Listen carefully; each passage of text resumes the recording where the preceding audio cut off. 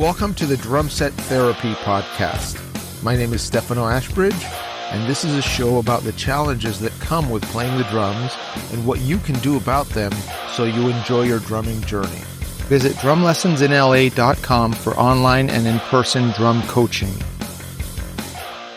I want to share a really great analogy that I heard about practicing that makes the point that I've discussed before about separating the concept of playing your instrument and the concept of practicing your instrument. The analogy is this. When you talk to kids about playing video games, they never say that they're practicing video games.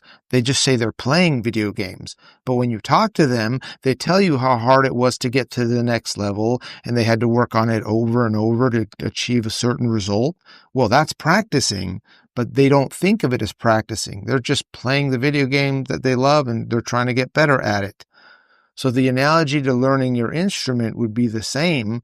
It's all about how you think about what you're doing. The reason is if you think of practicing as torture, you won't want to do too much of it.